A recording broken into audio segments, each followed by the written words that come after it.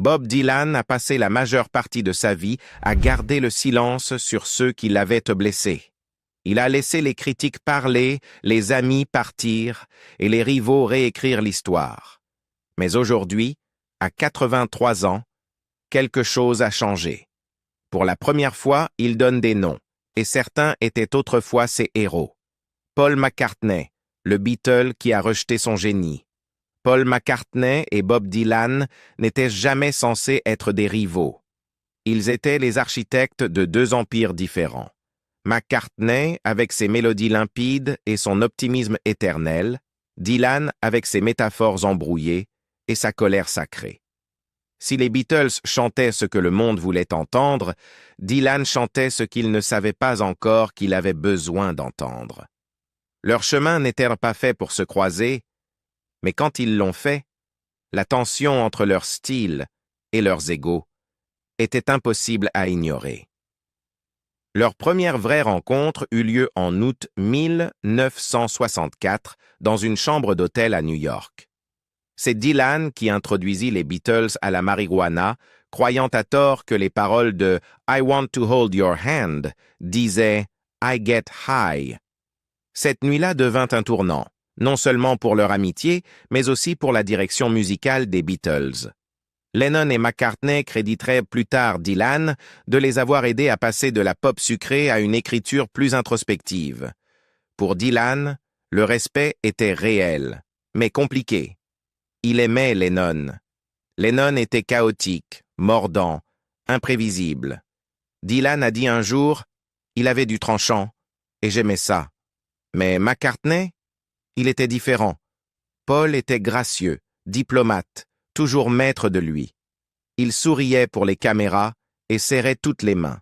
Dylan, qui avait quitté son propre concert après avoir lu un nom sur un bout de papier, n'a jamais fait confiance à ce genre de vernis. Pourtant, l'admiration était réciproque, du moins pendant un temps. Dans des interviews dans les années 70, McCartney parlait gentiment de Dylan, l'appelant même le barde de notre génération.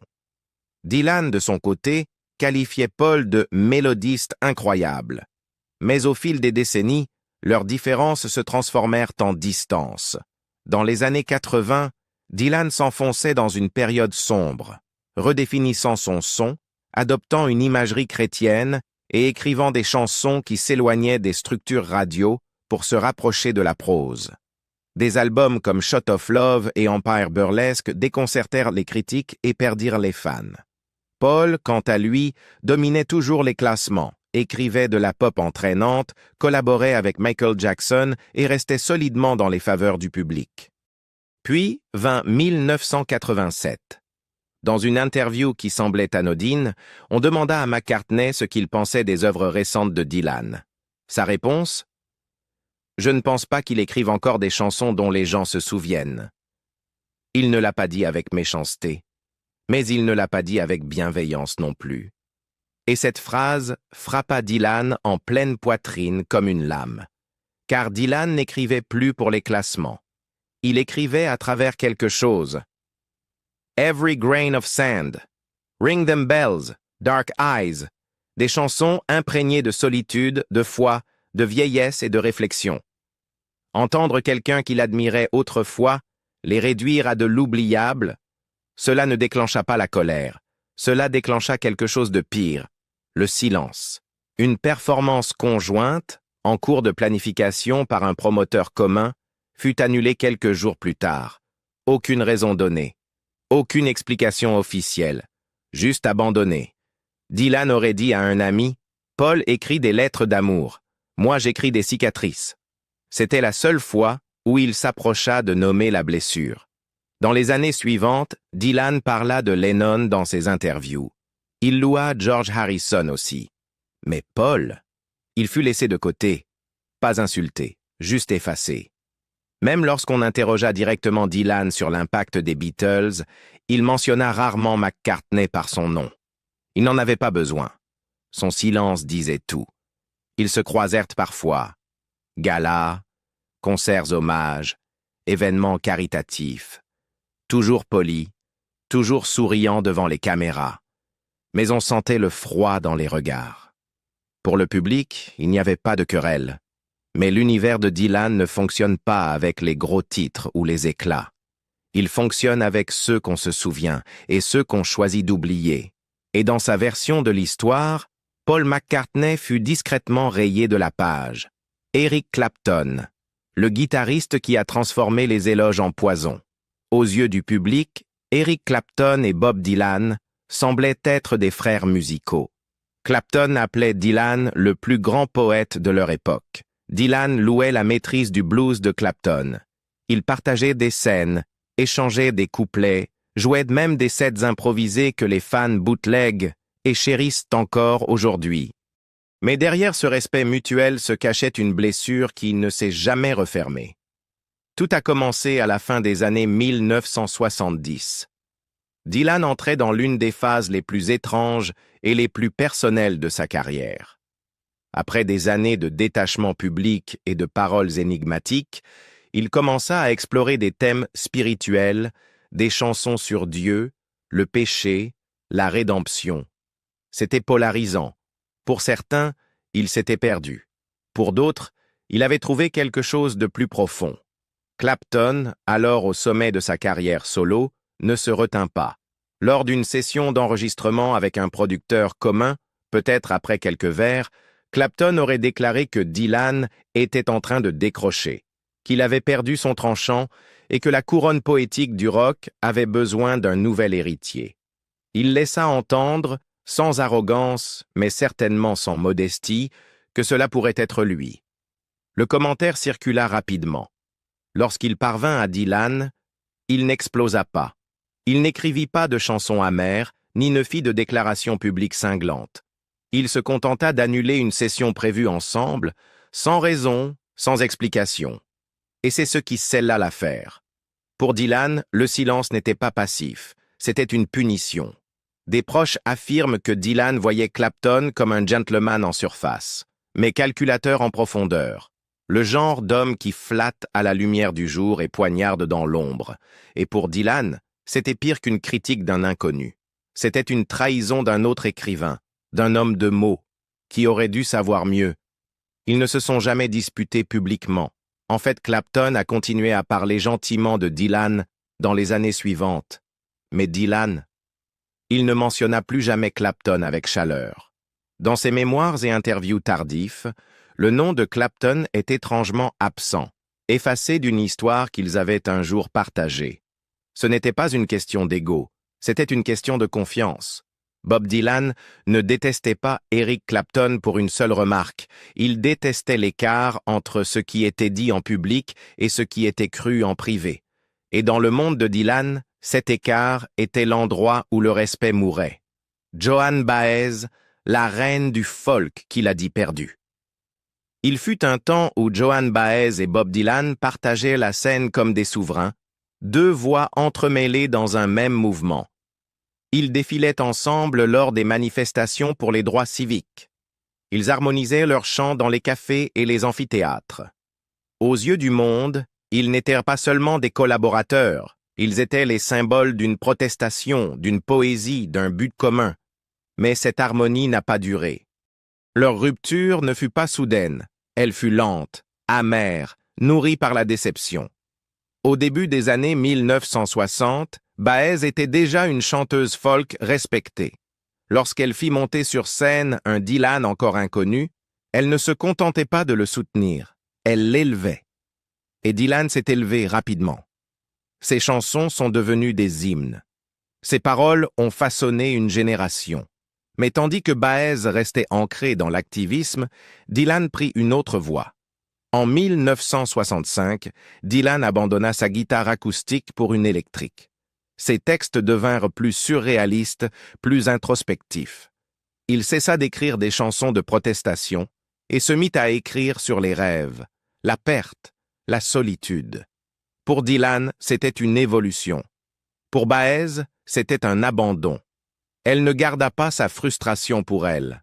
Dans des interviews, Baez déclara que Dylan avait tourné le dos à la cause. Elle suggéra que son changement était égoïste, qu'il avait perdu sa mission. Tandis que Dylan restait silencieux en public, ses mots à elle le blessaient profondément en privé.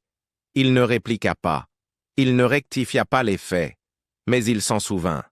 Pendant plus de 40 ans, Dylan refusa toute collaboration avec Baez. Malgré les demandes des fans et les propositions des promoteurs, il n'y eut ni retrouvailles sur scène, ni enregistrement commun, ni rétrospective partagée. Interrogé en privé à son sujet, Dylan murmura un jour « Elle chantait pour le peuple. Moi, je chantais pour moi. » Pour lui, ce n'était pas un débat sur la politique ou la musique, c'était personnel. Elle connaissait ses peurs, ses doutes, le poids qu'il portait en tant que jeune auteur-compositeur écrasé par l'obligation d'être la voix d'une génération. Et lorsqu'il a changé de direction, elle ne l'a pas soutenu. Elle a utilisé cette connaissance contre lui. Même lorsqu'ils assistèrent aux mêmes événements des années plus tard, une froideur silencieuse persistait entre eux. Et quand Dylan reçut le prix Nobel en 2016, Baez lui rendit hommage avec douceur. Mais Dylan, lui, ne dit rien sur elle. Ce n'est pas qu'il ne ressentait plus rien, c'est qu'il ne pouvait pas oublier Lou Reed, le poète punk qui a tourné son sens en dérision. Bob Dylan respectait le risque. Il admirait ceux qui défiaient les structures, brisaient les traditions et forgeaient de nouveaux sons à partir du chaos. Et peu d'artistes l'ont fait avec autant d'audace que Lou Reed.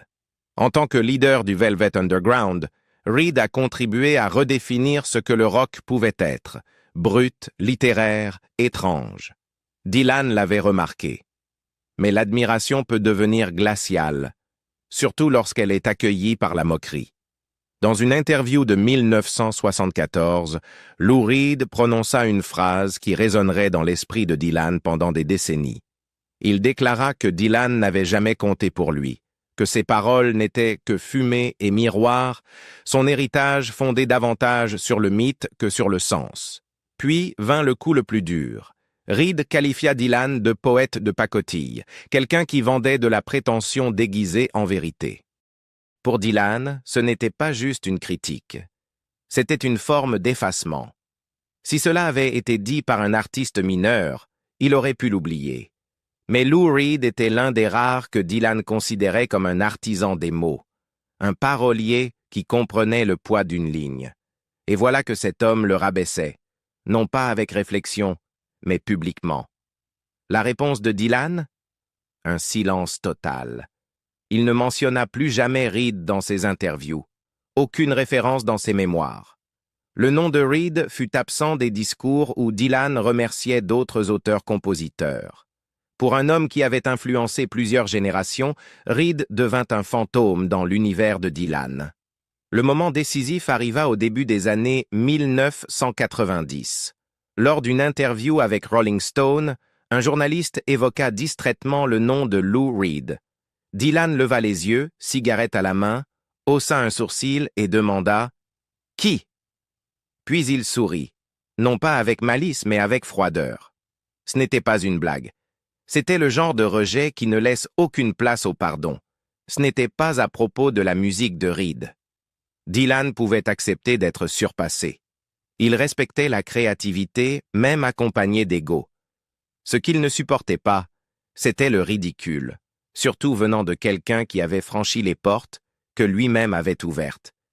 Aux yeux de Dylan, Reed avait bâti sa carrière sur des chemins que lui avait défrichés. Et se retourner pour se moquer de la main qui avait ouvert la porte? C'était impardonnable. Lou Reed est mort en 2013. Dylan n'a offert aucun hommage, aucune citation, aucune chanson, même pas un silence, juste une absence. Car lorsque Dylan efface vraiment quelqu'un, il disparaît. Frank Zappa, le génie qui a transformé le sarcasme en arme. Frank Zappa ne mâchait jamais ses mots. Il défiait l'autorité, tournait les conventions en dérision et maniait le sarcasme avec une précision chirurgicale. Pour la plupart des artistes, ces critiques s'accompagnaient d'un clin d'œil et d'un haussement d'épaule. Un provocateur autant qu'un génie. Mais pour Bob Dylan, les piques de Zappa n'étaient pas brillantes. Elles étaient cruelles. Dans de nombreuses interviews tout au long des années 1970 et 1980, Zappa attaqua Dylan sans la moindre retenue.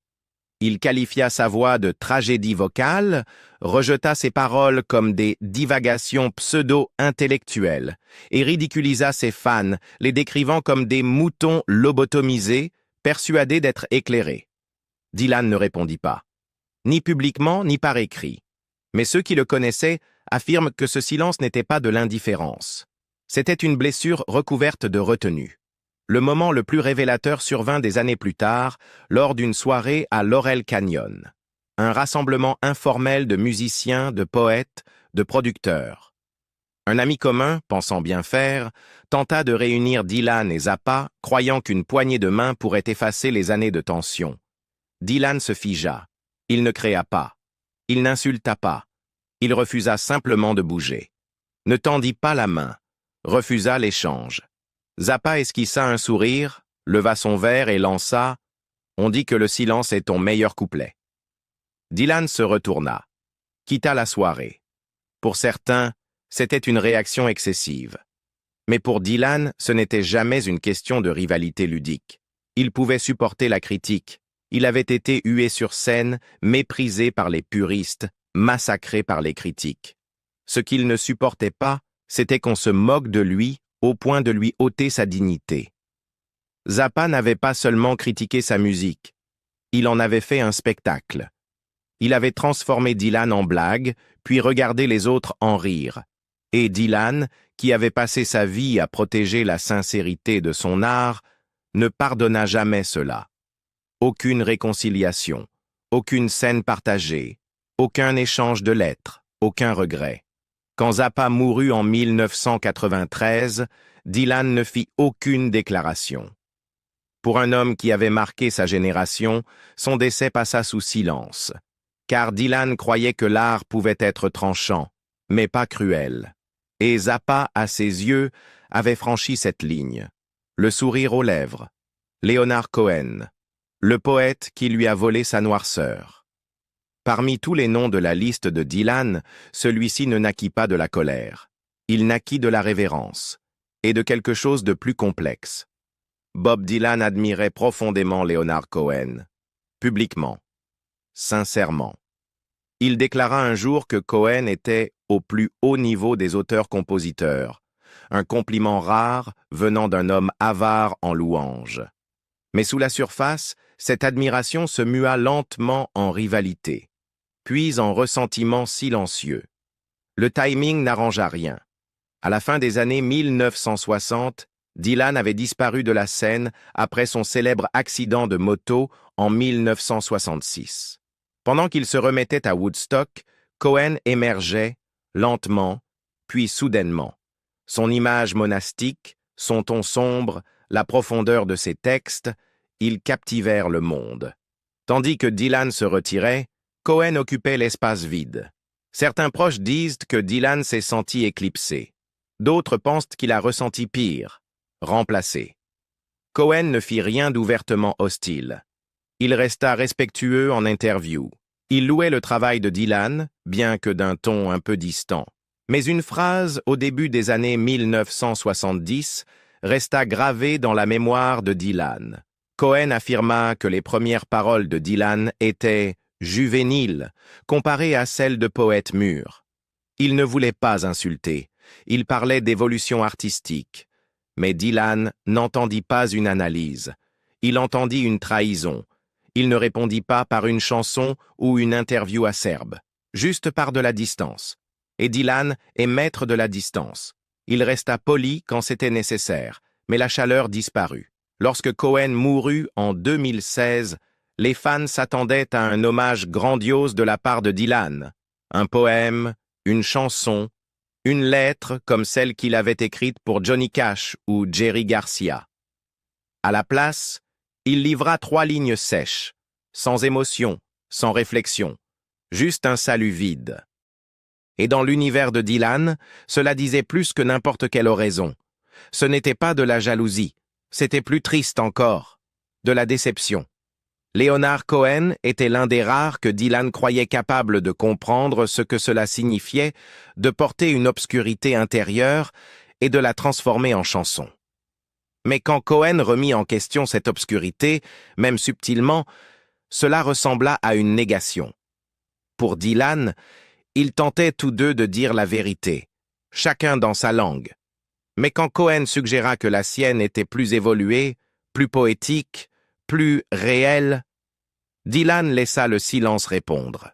Michael Bloomfield, l'ami qui a revendiqué la flamme. Celle-ci fit mal autrement, parce qu'elle avait commencé dans la confiance. Quand Bob Dylan sort Highway 60 et un Revisited en 1965, ce n'est pas juste une révolution musicale, c'est un tournant dans le son américain. Et une grande partie de cette transformation vient d'un nom que peu connaissaient hors des notes de pochette, Michael Bloomfield. Son jeu de guitare était électrique, brut, instinctif. Ce n'était pas répété. C'était du pur instinct. C'était vivant. Et cela permit à Dylan de passer du prophète folk à l'innovateur rock. Dylan ne faisait pas que respecter Bloomfield. Il comptait sur lui. Alors, quand Bloomfield commença à se retirer après Highway 61, Dylan ne fut pas seulement confus, il fut blessé. Bloomfield refusa les propositions de tournée. Il manqua des sessions. À l'époque, ses amis blâmèrent de sa consommation de drogue, devenue incontrôlable. D'autres parlèrent de pression trop intense, mais Dylan y vit quelque chose de plus personnel. Un abandon.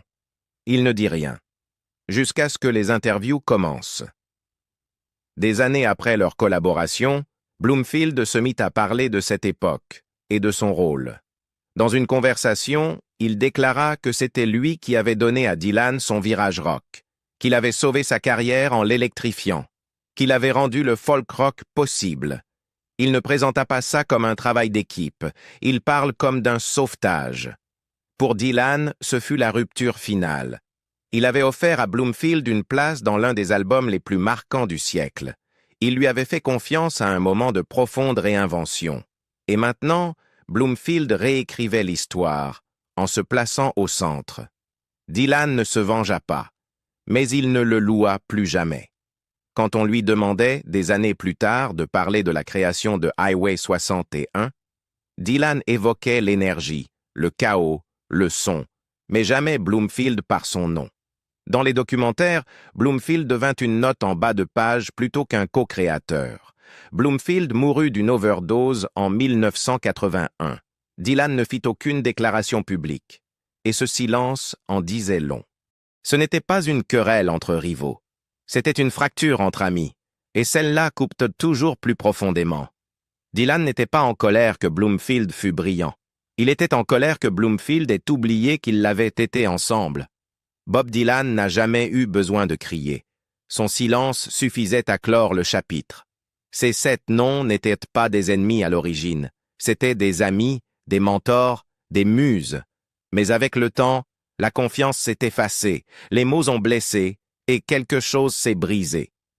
À 83 ans, Dylan ne règle pas ses comptes. Il ouvre simplement les archives, calmement, précisément, à sa manière. Lequel de ces noms vous a le plus surpris? Dites-le nous en commentaire. Et si vous voulez plus d'histoires jamais racontées sur les légendes les plus secrètes de la musique, n'oubliez pas de liker, de vous abonner et d'activer la cloche.